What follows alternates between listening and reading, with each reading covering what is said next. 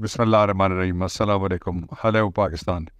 عمران خان کے مقدمے میں جو فیصلہ آیا ہے اس کے حوالے سے میں 3-4 باتیں آپ سے شیئر کرنا چاہتا ہوں۔ سب سے پہلے تو یہ یاد رکھیے کہ مریم نواز یہ کہتی آئی ہے کہ پہلے عمران خان گرفتار ہوگا، اس کے بعد الیکشن ہوں گے۔ نواز شریف یہ کہتا ہے، شہباز شریف یہ کہتا ہے، پی ڈی ایم یہ کہتا ہے۔ دوسری بات، اس دوران الیکشن کمیشن آف پاکستان نے مختلف 4 جگہ کے اوپر توشہ خانہ کا ایک ایسا سکینڈل جس کے بارے میں لوگ مذاق کرتے ہیں اور وہ کہتے ہیں کہ توشہ خانہ میں وہ تحفے تو ناجائز نکلے جو عمران خان نے لیے تھے، لیکن 75 سالوں میں جنہوں نے 2 تحفے لیے وہ سارے کے سارے جائز قرار دیے گئے۔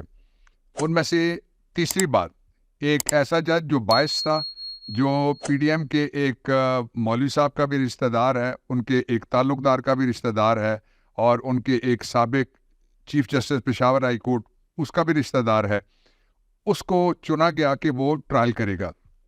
چوتھی بات، وہ ٹرائل کب شروع ہوتا ہے؟ جب پورے پاکستان میں عدالتی تعطیلات شروع کی جاتی ہیں۔ سب سے پہلے سپریم کورٹ بند ہوتا ہے، اس کے بعد ہائی کورٹس اور ڈسٹرکٹ کورٹس بند ہوتی ہیں۔ پورے پاکستان میں کوئی دہشت گردی کا مقدمہ، وحشت گردی کا مقدمہ، منی لانڈرنگ کا مقدمہ، کوئی ریپ کا مقدمہ، کوئی ڈکیتی کا مقدمہ اور کوئی ملک کے خلاف سازش کا مقدمہ، اور تو اور چھوڑ دیجئے کلبھوشن کا مقدمہ، وہ بھی ان چھٹیوں کے دوران نہیں چل رہا، لیکن ایک مقدمے کو ٹارگٹ کر کے چلا جاتا ہے۔ اگلی بات، اس مقدمے کو چلانے کے لیے سرکار مدعی ہے، اس مقدمے کو چلانے کے لیے سرکار گواہ ہے، اس مقدمے کو چلانے کے لیے پرائیویٹ وکیل باہر نکال کے سرکار کی طرف سے جو پلیڈر کھڑا کیا گیا وہ اس جج کی چوائس تھا، حالانکہ آئین کا آرٹیکل 10 یہ کہتا ہے کہ عمران خان کی چوائس، 10 یہ کہتا ہے کہ عمران خان اپنی مرضی سے وکیل لگا سکتا ہے، ان کو باہر نکال کے اس کو لگایا گیا۔ اگلی بات، اس کو یہ ٹاسک ملا تھا کہ تمہیں ساتھ ہی اس کو ایک نوٹیفیکیشن ملا کہ تمہیں باہر ہم بھیج دیں گے، فیصلہ ہونے والے دن تم انگلینڈ میں ہوگے اور اتنے بجے تک اگر تم فیصلہ کرو گے تو اتنے بجے کی فلائٹ میں تم چلے جاؤ گے، یہ نوٹیفیکیشن دیکھ لیجیے گا۔ پھر ایسا ہی ہوا۔ اگلی بات، اس کے پاس فیصلہ لکھنے کا وقت ہی کوئی نہیں تھا، نہ اس نے فیصلہ لکھا۔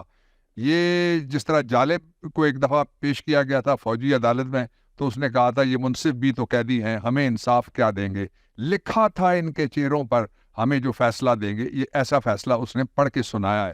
یہ بڑے بڑے کریڈیبل لوگ کہہ رہے ہیں اور یہ رپورٹڈ فیکٹ ہے۔ اگلی بات یہ ہے کہ جو ہی وہ فیصلہ آتا ہے اسلام آباد میں، تو 20 منٹ کے اندر پولیس عمران خان کو زمان پاک سے گرفتار کرنے کے لیے پہنچ جاتی ہے۔ اس کا مطلب یہ ہوا کہ کوئی پیچھے بیٹھا ہوا ایک سکرپٹ رائٹر تھا، ایک دوسرا کوئی ہدایت کار تھا، تیسرا ایک پیشکار تھا، اور چوتھا کوئی اداکار تھا، اور جو پانچواں تھا وہ فنکار تھا۔ وہ فنکاری کرنے کے چند گھنٹے کے اندر اس کو جو ابھی نوٹیفیکیشن آپ نے دیکھا ہے اس کے ذریعے سے اس کو باہر بھجوا دیا گیا۔ میں جو بیرون ملک مقیم پاکستانی ہیں ان سے بھی اندرون ملک جو درد رکھنے والے، پی ٹی آئی کی ہمدردی رکھنے والے، عمران خان کو اپنے لیڈر ماننے والے، میں ان سے درخواست کرتا ہوں کہ اس یونیورسٹی کو آپ دیکھ لیجئے اور اس کو ای میل جانے چاہیے کہ جو انصاف کا قتل کر کے اور ایک سابق وزیر اعظم کو بے گناہ ایک مقدمے میں لکھی ہوئی سزا سنا کے پڑھ کے بھاگا ہے وہاں سے، اس کو وہاں پہ آپ سکھا رہے ہیں۔ کیا سکھا رہے ہیں؟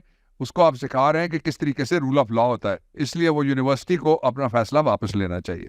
اگلی بات، اب عمران خان کے مقدمے میں اس سے آگے کے مراحل کیا ہیں؟ پہلا مرحلہ یہ ہے کہ کل رات کو ہم نے کوشش کی تھی کہ ان کے ساتھ ملاقات ہو جائے، آج بھی کوشش کی ہے لیکن ملاقات نہیں کرنے دی گئی۔ دوسرا یہ کہ ہم وکالت نامے سائن کرانا چاہتے ہیں تاکہ ان کی اپیل فائل کی جائے جس کی اجازت نہیں دی گئی۔ تیسرا یہ ہے کہ جو اپیل فائل ہوگی اس اپیل کے اندر ہی پھر ان کی ضمانت کی درخواست بھی ساتھ ہی ساتھ فائل ہوگی۔ اب انہوں نے یہ آسرا دیا، لیگل ٹیم جو ہماری وہاں پہ پہنچی تھی، کہ جی ہم کل آپ کو منڈے کو یہ کام کر کے دیں گے، لیکن منڈے کو ہم ایک آلٹرنیٹ رستہ بھی ہے کہ عدالت سے رجوع کر کے کہ فوری طور پہ ملاقات کرنے کی بھی اجازت دی جائے، اور اس کے ساتھ ہی ملاقات کے ساتھ ساتھ ہمیں تاکہ ہم اس کی اپیل جلد از جلد فائل کر سکیں۔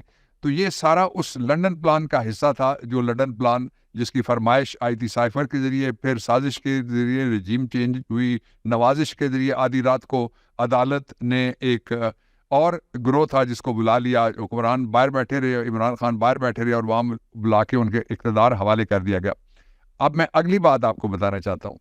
پاکستان کی تاریخ کا اس وقت سب سے لمبا اور سب سے ظالمانہ جو بلیک آؤٹ لگا ہوا ہے، میڈیا کے اوپر لگا ہوا ہے، کوریج کے اوپر لگا ہوا ہے، وہاں صرف وہ لوگ بیٹھ سکتے ہیں جو عمران خان کے خلاف بات کریں گے۔ وہاں لفافے لفافیاں اور ٹوکریاں تجزیے کر سکتے ہیں اور لوگوں نے ان کو دیکھنا چھوڑ دیا ہے، اس کے باوجود بھی کل پورے پاکستان میں لوگوں نے اس پہ احتجاج کیا، اور یہ احتجاج کا سلسلہ آج بھی اور جب تک عمران خان باہر نہیں آتے اس وقت تک پاکستان کے اندر اور پاکستان کے باہر یہ جاری رہے گا۔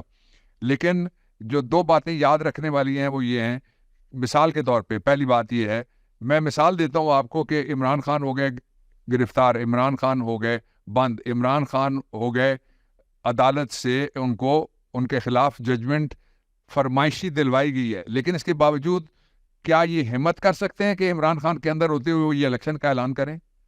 کیا یہ ہمت کر سکتے ہیں کہ عمران خان اندر بیٹھا ہو تو یہ الیکشن لڑے پاکستان تحریک انصاف اور بلے کے خلاف؟ کیا یہ ہمت کر سکتے ہیں کہ یہ آئین پہ عمل درآمد کرتے ہوئے اعلان کر دیں کہ ہم الیکشن کرنے جا رہے ہیں؟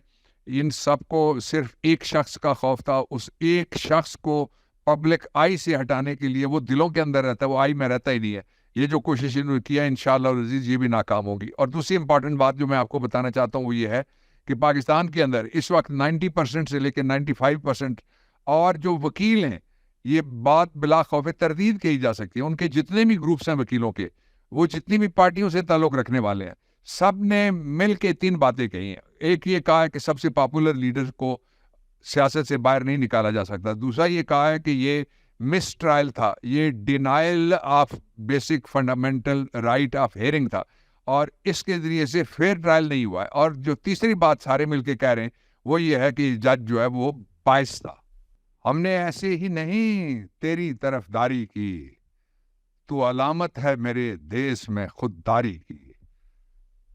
اب جو حالات پیدا کیے گئے پاکستان کے اندر وہ 1971 والا تجربہ دہرایا جا رہا ہے، جب بنگلہ دیش کے اندر ایک میجورٹی پارٹی جس نے ایسٹ پاکستان، ویسٹ پاکستان، پاکستان کے دونوں حصوں میں الیکشن لڑا تھا، دونوں حصوں میں وہ موجود تھی، اور اس کو اکثریت ایک صوبے میں مل گئی، اور اس وقت 2 ہی صوبے تھے، ایک مشرقی پاکستان اور مغربی پاکستان۔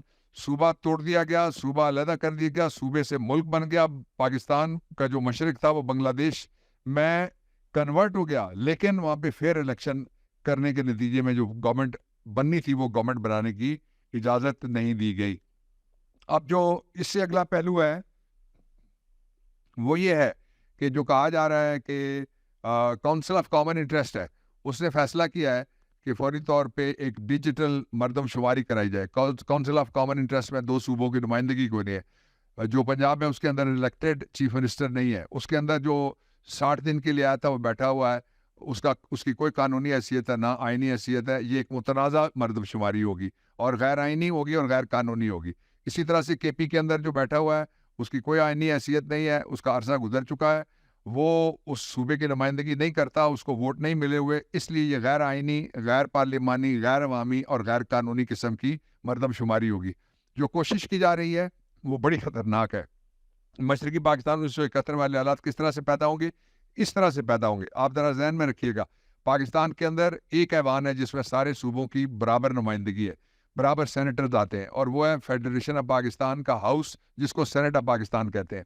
اس کے الیکشن اگر فیبروری میں نہ شروع کروائے جائیں تو وہ 7 مارچ سے پہلے جو باقی اس کی آدھے سینیٹرز ہیں وہ سینٹ سے نکل جائیں گے، اور وہ سینٹ خود بخود 50% ٹوٹ جائے گی، سینٹ نہیں چل سکے گی۔